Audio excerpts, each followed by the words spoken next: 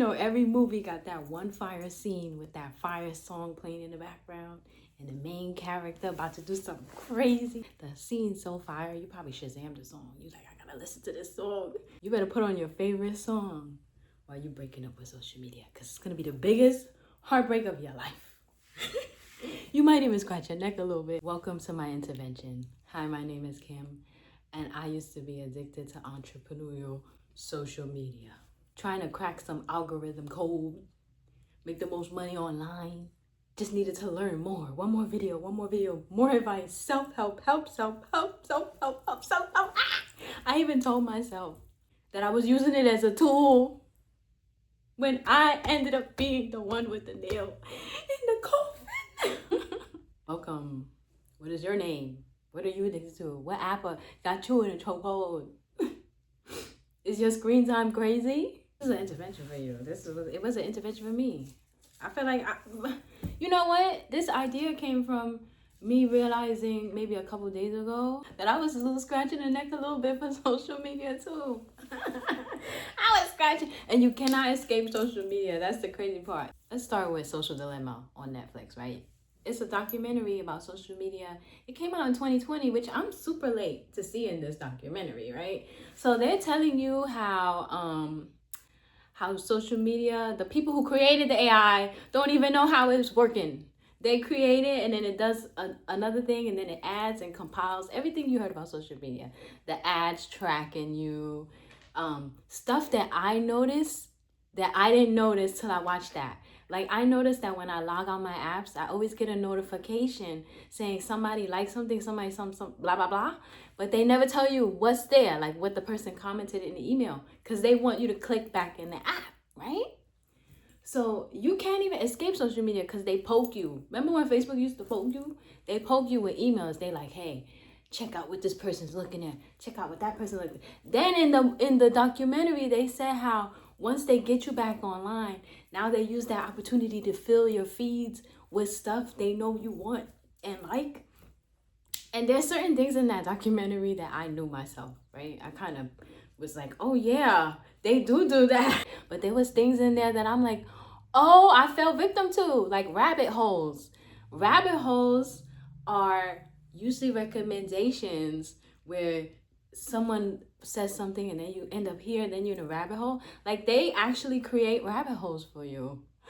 Like, those are actually like traps. A rabbit hole is a trap. I used to always go down rabbit holes. You know, it really struck me with the documentary because they weren't saying anything we didn't know. It's just the fact that they mentioned that after a while, you start taking the stance where like you don't even know what's real, what's true, and you start saying nothing's true.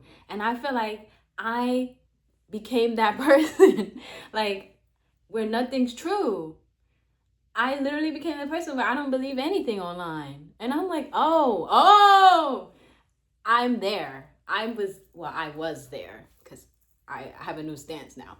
But I was like, yeah, I don't believe anything. I can kind of see through what people are doing. It's a lot of rage bait. People are starting to catch on now. Like, everyone's starting to catch on to what's rage bait and what's not. But it's just too advanced. I know it's not really realistic to say you're never going to be on your phone, because all the apps are created for you to log in to do this. You got to do this, Instacart. All the logging in enhances the experiences on the app and makes everything quick. Like, why wouldn't you just log in through your Facebook if you could just click it and everything is already there, right? So I don't want to say that you're never going to use your phone, but you need to control it, okay? Your screen time should not be maxed out, okay? I kind of started realizing a couple years ago how fake things are with TikTok. I deleted so many profiles I had. Like, the first profile I had, it went viral. I had like followers or whatever. And then I was monetized and I was like, what? This is all you get? Like, you only get like 1 cent? So I was already over it with that. But then there were little hints being dropped every year. Like, the employees that quit were saying how they have a dial, they turn it up. I think even somebody came out. These are the things that people choose to ignore and listen to, and they still just want to believe that, like, positive thinking in the app, which is cool. But you do gotta pick up on what these people are putting down. Like the lady came out and said, yeah, we heat up posts. When she said we heat up posts, I was like, oh, forget this app. There's creators that say they actually spoke to the people and found out that, yeah, they have a dial that they could turn stuff up and turn stuff down. Like when people say those things, you really need to listen, like use the apps. Don't idolize them. Like you shouldn't be that loyal to anything, really. Anything, anyone, but that's not this video. I'm the type of person, once I hear something once, that's it, it's ruined, you know? There's no comeback. But what's hilarious though, people online saying, oh, this is what's going on with the algorithm this month, right? The people who made the algorithm don't even know what's going on with it this month. And Meta new lawsuit where the lady won, where she proved that they analyzed and shaped her behavior. It's getting crazy out here. It's getting wild. I seen something about proximity and worldwideness, right? We all know that the internet is one click of a button. You could go worldwide. So I'm like, okay, but these apps analyze where you at and what's around you. So that kind of that conversation is like, has layers to it, because when it started out, it was like worldwide, but now they just showing you what's in your neighborhood. Like, you know, when they do turn the dials down, they just showing you what's in your neighborhood. So are you still in proximity? I don't know. I just have so many questions that probably won't be answered, but it's questions that is enough for you to realize that you need to get a handle on these things. You know what I'm saying? There's a couple of things that I did without even knowing I did. The solution to the problem, where you actually become the person picking up the phone. Well, you always pick up the phone, but when you want to, that is the solution to all of this. The solution really is to break up with it. Whatever beliefs you have of the need of it, you got to break up with that first. I mean, it might make you cry. You know what I mean? It might make you cry, especially if you've been using social media for years. What? You need to find out, like, okay, why do I feel like I need to be here online all day? Here's the physical things I did to make this happen. Now, we all heard delete the apps off your phone, log out the apps. Okay, so deleting and logging out the apps just make you want more. Okay? Like, it don't matter how long you log out and delete the app. When you get back on, you just go back into that behavior, right? You do. I've done it plenty of times. I mean, what really changed the game for that, because that, you got to do that and, right?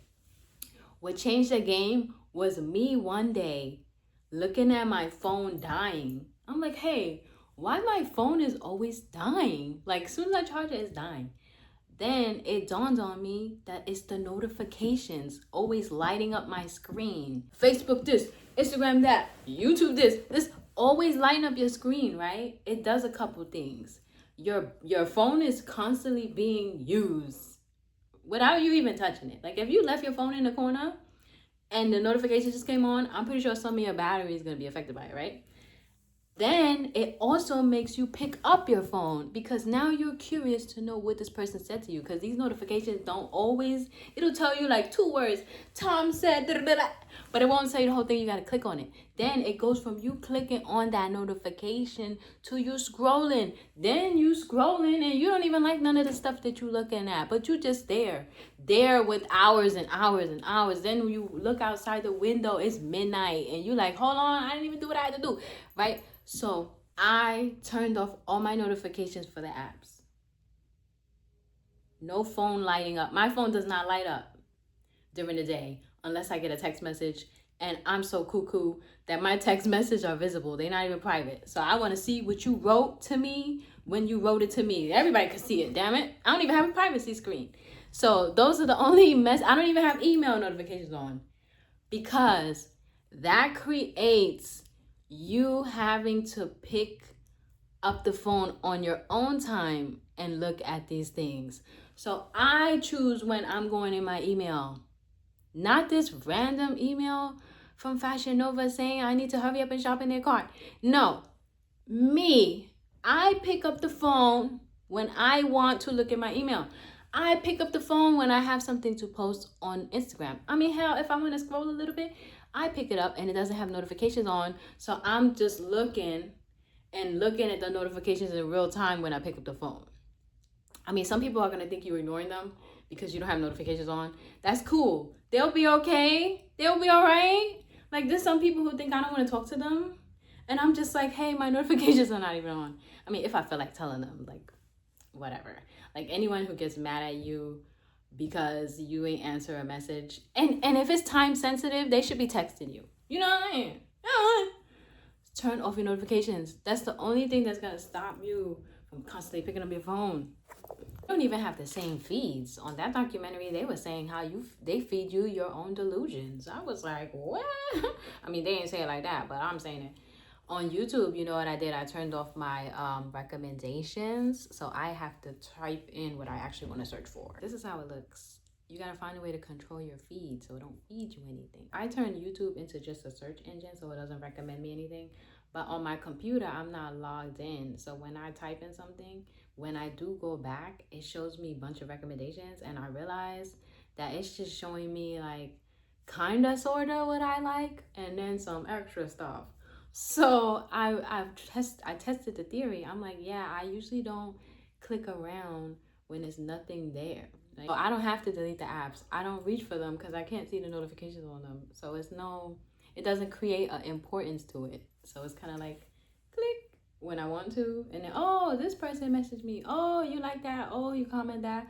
You do what you do, then you get off. If you want to still use it and not go super rogue, I think that's the answer. The notifications. Because that's really what makes you keep picking it up. And the emails, I put unsubscribe on the emails when they're sending me stuff when I haven't been on in like 61 days. It's like, okay, I don't want to go on. So I would unsubscribe to the emails. I also go into the apps and turn off the email option. So you don't want them sending you emails while you're not going on there because that's going to make you go on there. Which you can go on there, just don't be on there for 10 hours. Forgetting your kids at school. Come on now. The notifications is a big one. Any way you could turn off the notifications. There's something in the settings where you could turn off the notifications. Don't delete the app. Keep it there. You don't need to delete the app. Because then it's almost like, unless you actually deleted your account and don't need the app, I would say delete it. But, you know, when you tell someone not to do, they do it more. They want to do it more. It's kind of like that. So just leave it there. Because if it don't have no power over you, there's no need for you to delete it. I realized that too. I'm like, oh, if I always got to delete it, that means it's kind of controlling me. So you got to kind of break that up. That's what you really got to break up. Like, oh, I pick when I'm on there. They do fear monger a little bit, especially in documentaries where they get you scared. Like, ooh.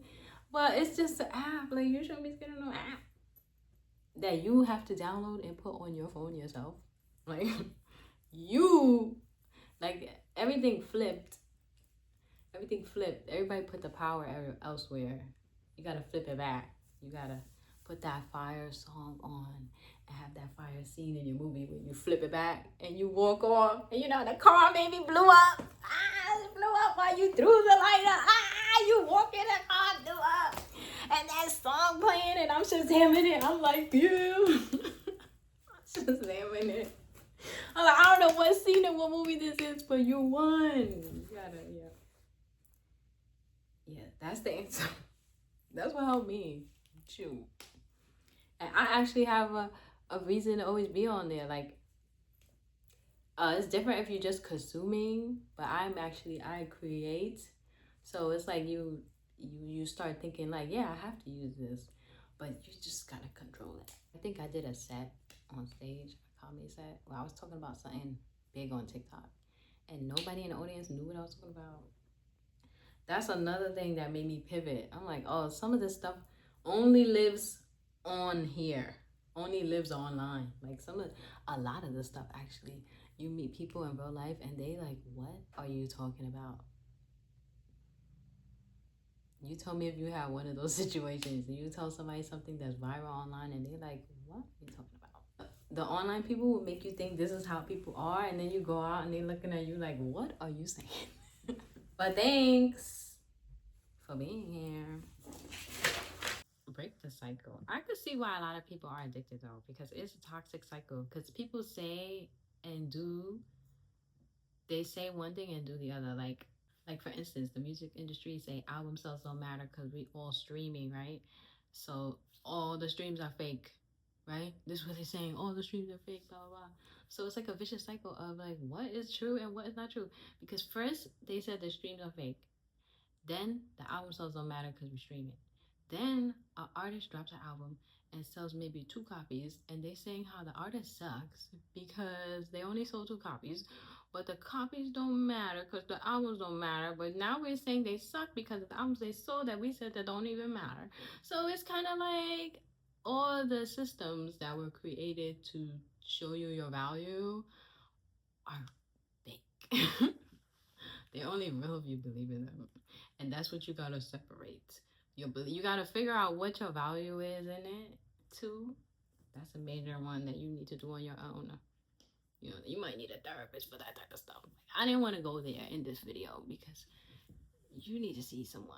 I'm not a professional when it comes to that. But I do love psychology, and I would have been a psychologist if I didn't choose to be. So I think it's interesting with the human mind and stuff and how it works. But you need to go consult. It's a lot of confusion. People just be yapping. Everybody's a professional yapper. People just be saying anything. They say 1 week, they say next week. This. It's just like, at this point, you need to just listen to what you think. What do you think? And do you always have to tell everybody what you think all the time? Break that too. Get a journal. Put it in a journal. I think we also were fed transparency. I think a couple of years ago,